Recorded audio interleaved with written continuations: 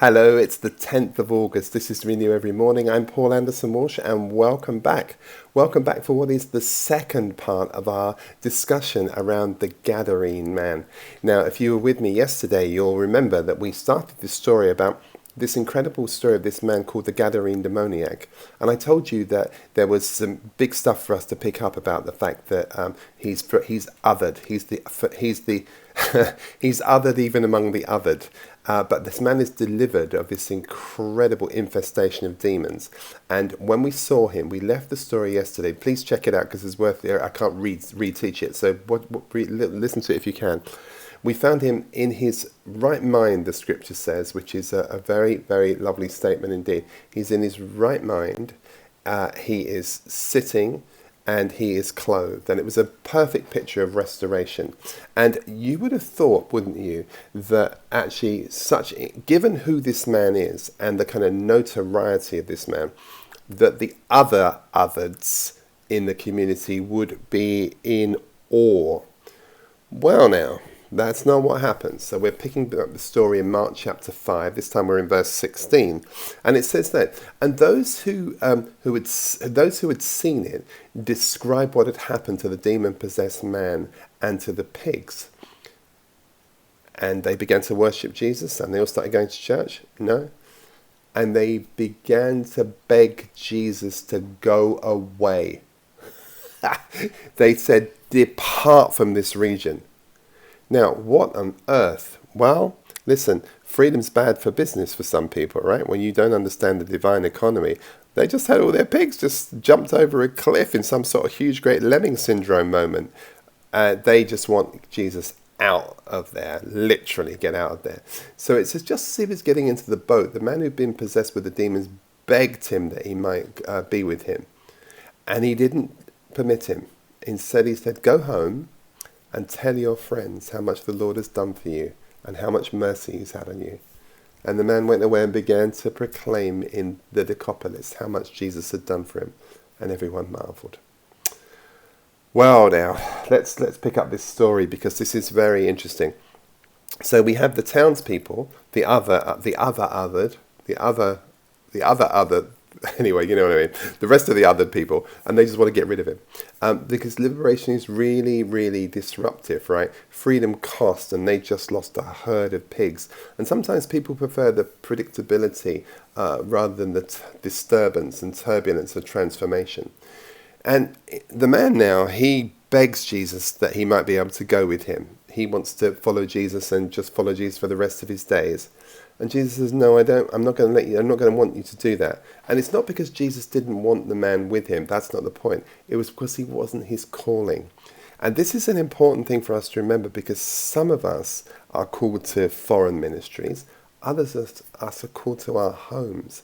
He said, "Go to your friends." Now, just think about it for a second. What friends has this man got? This man lives in the tombs. So anybody that knew this man from a long time ago.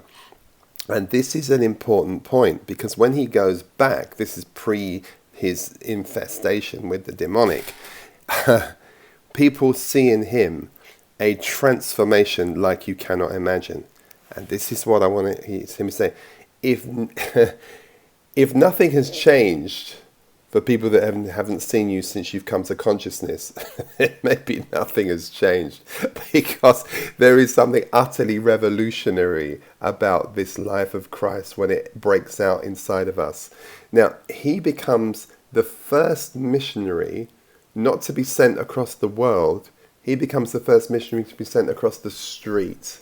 And I wonder, my dear friends, whether or not you and I are called to be missionaries across the street rather than across the water. I just wonder. Sometimes your most powerful ministry is with people who knew who you were.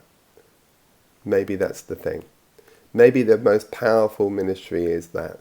People that knew you before and saw you go into this dreadful condition and were restored from it, or whatever it might be. But you get what I'm saying. This is an unbelievable homecoming. This is the family who once used to have to hide the knives, right? This is the one who people turned their backs and sort of pulled the curtains. Maybe to friends that gave up and walked away. You see, the scripture said no one could restrain Nobody could restrain him. Listen, this piece of our mental health is so serious. But now they see him. Is it you? Do you remember when Ruth goes back to Bethlehem, they go, is that Naomi? And she says, call me Mara, for the Lord has made me bitter. Now they're saying, is that the Gadarene Demoniac? What the heck? Because he's just different. It's amazing. But still he's a man, maybe still with no name to us, but everybody would have known who he was. So the tombs represent places where, I guess, at one level we reside, but where hope has died. And that hope is very pronounced. But that's where Jesus walks. You see, he walks amongst the outcasts. As we've said, Legion, the name means 6,000. So all those voices that were screaming at him, but they all ultimately have to fall silent in the presence of the living God, which is just wonderful. Deliverance is not just about what leaves you. Deliverance is about what returns to you. Do you remember the story about you leave the house swept and cleaned and you don't do anything with it and 7 demons come back and it's worse than the first condition? Well, it's not just about what leaves you, it's about what returns to you. And what returned to this man was his peace, his identity, his voice. This is an absolute joyous story about being put back in his right mind, his Christ mind. This is so lovely. It's spiritual restoration. It's just wonderful. And again, we see that evangelism in some cases begins at home. Your healing is a sermon that somebody's waiting to hear. And there'll be many of you watching these videos who you are the testimony that people say, is that what now? And it's wonderful. Now look here, there is quite a bit still to pick up on this because I think I wanted to just make a quick point to you. This story is picked up by all 3 of the synoptic writers, i.e. Matthew, Mark and Luke. And they all deal with it in different ways. So when Matthew deals with it, Matthew talks about the region of the Gadarenes, and Mark calls it the Gerasenes, and so does Luke. When Matthew talks about it, he talks about 2 men, which is interesting, but both Mark and Luke talk about the 1 man. But when they just start to talk about the level and the nature of the possession of the demonic, what Matthew says is that it was so violent that nobody could pass that way. As we saw with Mark talks about the one that lives amongst the tombs, cries out and cuts himself. And what we have with Luke is the same idea, the doctor, interestingly, but he emphasizes the nakedness and the long-term possession. But add those 3 things together and you get something extraordinary. But again, of course, we know that the story of the pigs. What's interesting in the Mark story? In the Mark story, you actually get the number 2,000 pigs, I think he says, which is really very interesting. And literally, the herd just runs into one rushes into the sea, then one jumps into the lake. But what is really interesting is that the response is recorded equally. Matthew says that the people begged him to leave the region. Mark says the same thing. Mark says the same thing, and Luke talks about just how astonished they were. But there are different lenses, right? So, and I just want you to see them very, very quickly. So, the individual lenses that these Gospels apply are important. So, Matthew is thinking about the power that disturbs systems, and the lessons is really for him, this deliverance is disruptive. It challenges the economy, it challenges the order, and of course, it challenges social exclusion. 2 men might represent, in some sense, potentially some sort of collective bondage or societal demons, maybe, not just as an individual possession. It's brief, it lacks a lot of the personal details. But one thing for sure is that Matthew wants to point out that the loss of the pigs disrupts the local economy. And there's a point here, right, which is Jesus can be bad for business. People are comfortable with... they're more comfortable with a possessed man than the liberated one. And there's a kind of mystical thread just to pull on that, which is salvation costs something. Maybe the possessed people might symbolize scapegoats for us, perhaps.